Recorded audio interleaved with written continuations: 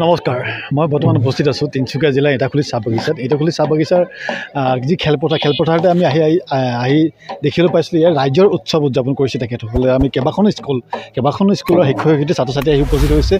তেখেতসকলৰ পৰা জানি প্ৰকৃত তেখেতসকলৰ উদ্দেশ্য লক্ষ্য লৈ আৰু ৰাইজৰ উৎসৱৰ কি উদ্দেশ্য লৈ তেখেতসকলে এনেধৰণে কাৰ্যসূচী লৈছে আৰু বা কি মেছেজ দিব বিচাৰিছে। বাইদেউ, আপুনি ইয়াৰ পৰা কি বাৰ্তা দিব বিচাৰে? ইয়াৰ পৰা মানে যিহেতু আমাৰ অসম চৰকাৰে যি এটা পদক্ষেপ লৈছে, আমাৰ এইটো কমিউনিটি ফেষ্টিভেল, যিহেতু শৈক্ষিক মানদণ্ড উন্নতিৰ হকে আমাৰ ছাত্ৰ ছাত্ৰীসকলে ভৱিষ্যত মানে যাতে আগুৱাই যাবলৈ তেওঁলোকৰ আধ্যাত্মিক হওক বা নৃত্য গীত, তেওঁলোকৰ যিটো মানে ক্ৰীড়া ক্ষেত্ৰতে হওক, গোটেইখিনি যাতে ধুনীয়াকৈ মানে তেওঁলোকে ইয়াৰ পৰাই প্ৰতিভাটো তেওঁলোকৰ বিকাশ হয়, সেইটো উদ্দেশ্য লৈ আজি মানে কমিউনিটি ফেষ্টিভেলটো বিশেষকৈ পতা যায়। আৰু গাৰ্জেনৰ যাতে সমন্বয়টো হওক প্ৰত্যেকৰে মাজত, ছাত্ৰ ছাত্ৰী গাৰ্জেন, তাৰোপৰি মানে তেওঁলোকৰ মানে সজাগতাটো হওক, ছাত্ৰ ছাত্ৰী যাতে বিদ্যালয়মুখী হওক, সেইটোৱে আৰু উদ্দেশ্যটো। আমাৰ ইয়াত বিশেষকৈ আমাৰ 13খন স্কুল আমি সামৰি লৈছোঁ। 13খন স্কুল আমাৰ ক্লাষ্টাৰত আছে আৰু বিশেষকৈ মানে আমাৰ প্ৰাথমিক স্কুল আছে আমাৰ 10খন, তাৰ বাকী আমাৰ মডেল আছে। উৎসৱ মানে সেইটো আৰু গাৰ্জেন আৰু ছাত্ৰ ছাত্ৰী যাতে সমন্বয়টো হওক, তেওঁলোকৰ শৈক্ষিক ক্ষেত্ৰত মানে যাতে তেওঁলোকে কিবা এটা পাওক, ইয়াৰ ওপৰত মানে তেওঁলোকে আগুৱাই যোৱাৰ শিক্ষা ক্ষেত্ৰতো যাতে উন্নতি হয়, তেওঁলোকে কিবা এটা ঢুকি পাওক, মানে ইয়াৰ পৰাই যে আমাৰ যে শিক্ষা ক্ষেত্ৰত যে আমি এনেকুৱা এটা যে আমি পদক্ষেপ লওঁ বা আমি আগুৱাই যাব পাৰোঁ শৈক্ষিক দিশটোত। আজিকালিতো এনেকুৱা হৈছে যে অকল মানে শিক্ষাৰ ক্ষেত্ৰতে আমি গুৰুত্ব দিলে নহ'ব। আমাৰ এতিয়া যিটো আমাৰ অসম চৰকাৰে এতিয়া যিটো লৈছে পদক্ষেপ, এতিয়া সাংস্কৃতিক হওক, নৃত্য হওক, গীত মাত, প্ৰত্যেকতে আগুৱাই যাবলৈ মানে এতিয়া নতুন মানে যিটো আমাৰ লৈছে অসম চৰকাৰে, সেইটোৰ ওপৰতে আৰু বিশেষকৈ কি ক'ব অসম চৰকাৰ মুখ্যমন্ত্ৰী কি ক'ব? মই ধন্যবাদ দিছোঁ এনেকুৱাতে যে পদক্ষেপ মানে তেওঁলোকে লৈছে, সেইটো কাৰণে মই ধন্যবাদ দিছোঁ। মই যথেষ্ট আত্মহাৰা হৈছোঁ আজি ৰাইজৰ উৎসৱলৈ আহি পেলাই।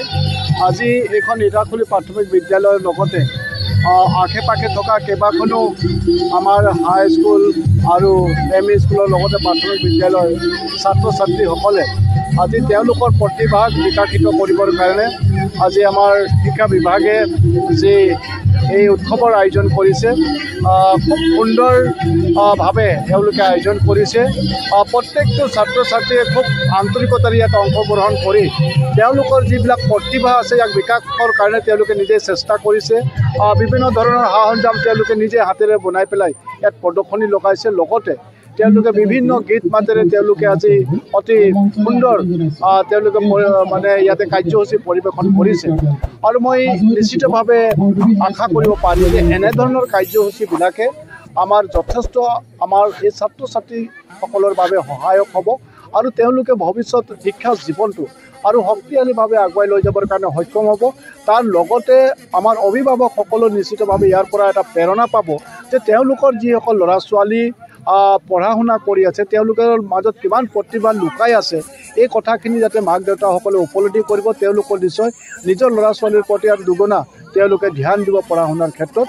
আৰু মই ভাবিছোঁ এনেদৰে আমাৰ শিক্ষা পৰিৱেশটো শক্তিশালী দিশত আগবাঢ়িব।